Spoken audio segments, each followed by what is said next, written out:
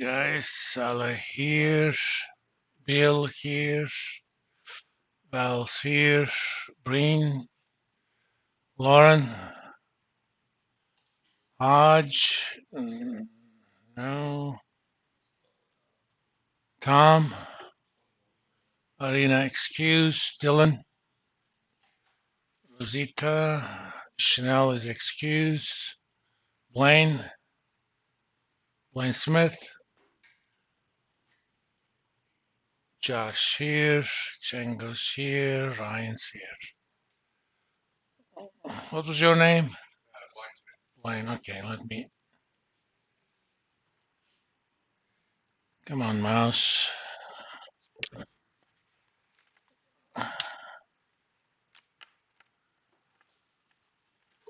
Decided not to.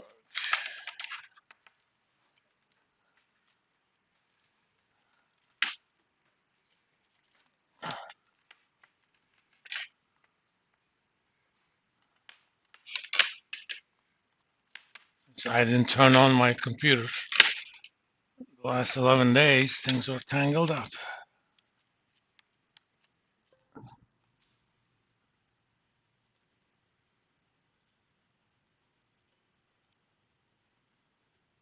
Okay. Now, if you were in my Finance 301, you don't need to be here because I'm going to talk about the same thing. It's up to you if you want to listen to it the second time.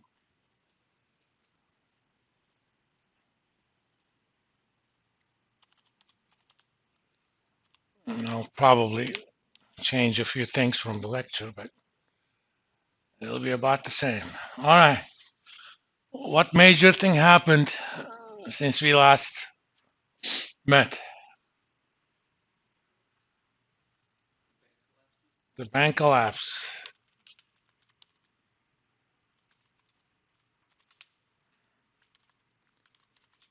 Assets over 200 billion. And SPNY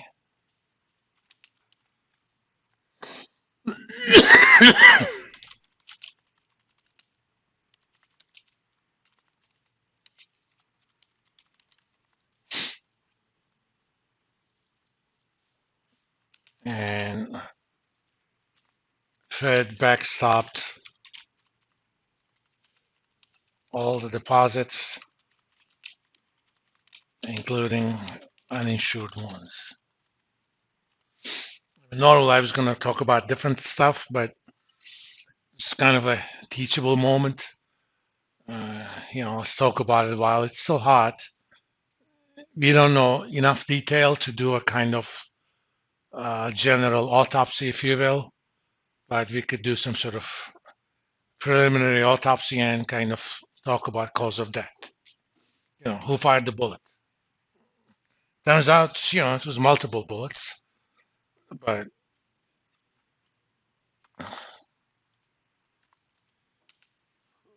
who killed these banks?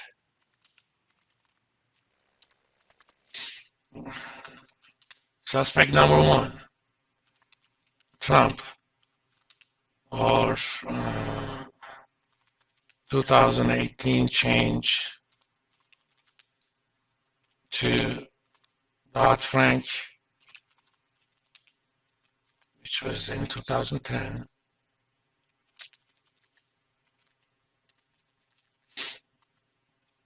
As part of Dodd-Frank, there was a definition of banks that are important to the system.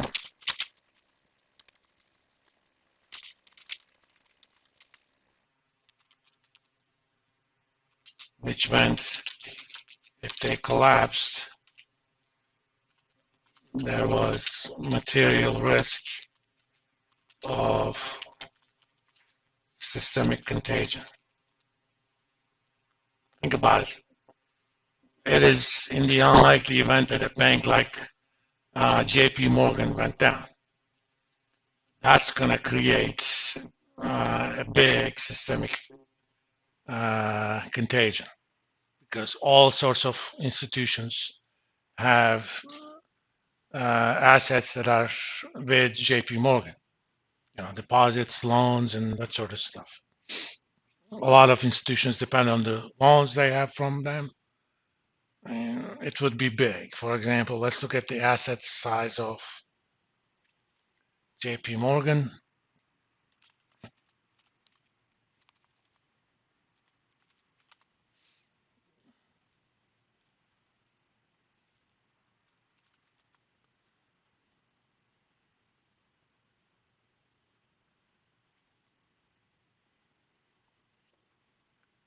Okay.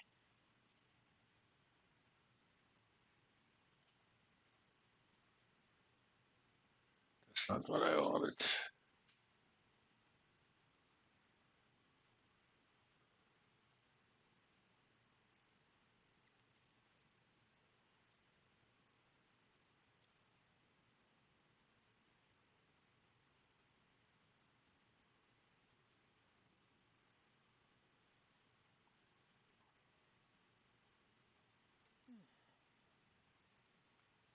Total assets, $3.6 trillion, okay? Which is about 18 times the size of Silicon Valley Bank. When such a bank goes down, I mean, look at it, just deposits with banks, they have 600, over half $500 billion deposits from other banks. Their own deposits are about $2.3 trillion.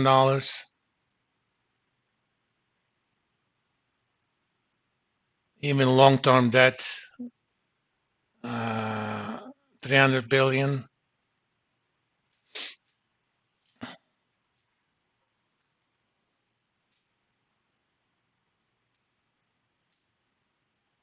Trading assets, 453. Available for sale, 205. Held to maturity securities, 631. Okay. There is a distinction between them in terms of accounting. I didn't do this at this detail in 301. When an asset is held to maturity, it is not marked to market in financial statements. So if I'm holding a 30-year bond to maturity and I bought it for $631 billion, the market value of the asset goes down by about 20% if the long-term bond yield went up by 1%. I would have effective mark-to-market loss $150 billion. That's not going to be part of the income statement. Available for sale securities are also similar. Trading assets are always mark-to-market. Keep that in mind.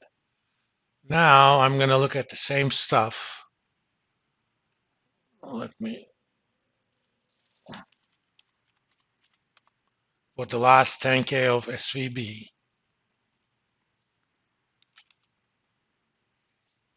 I actually was part of a consulting project for SVB last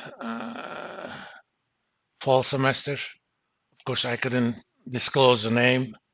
Now I can because they don't exist anymore. We no longer have a client to protect privacy of.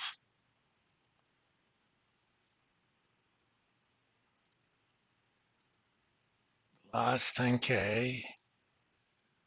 And this was as of the end of the year.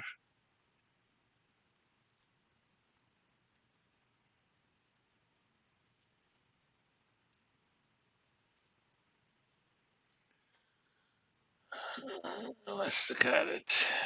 Held to maturity, 98 billion, and available for sale, 27 billion. I'm sorry.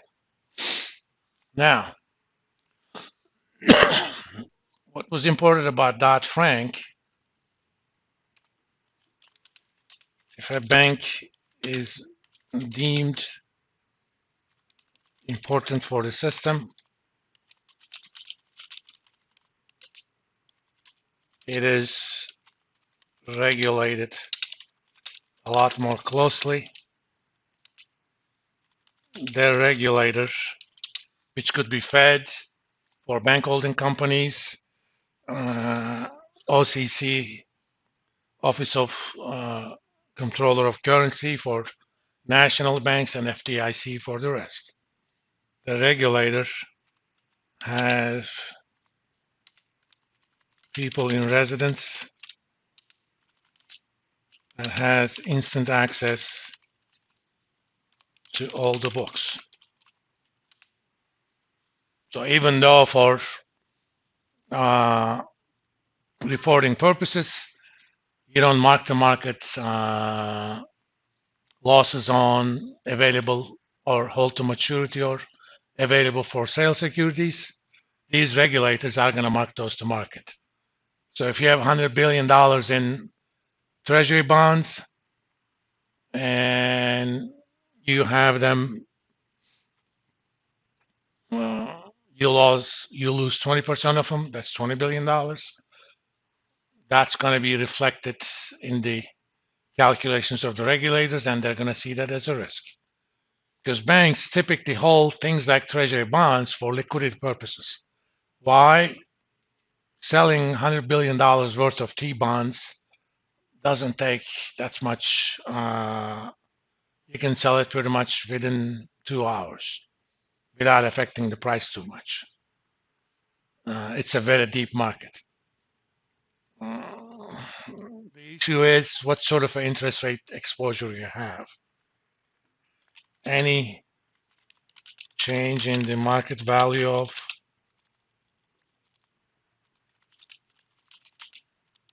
liquid assets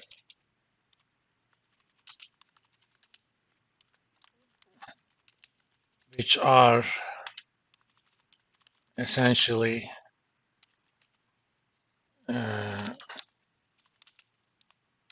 how banks pay for large withdrawals are immediately recognized by the regulators.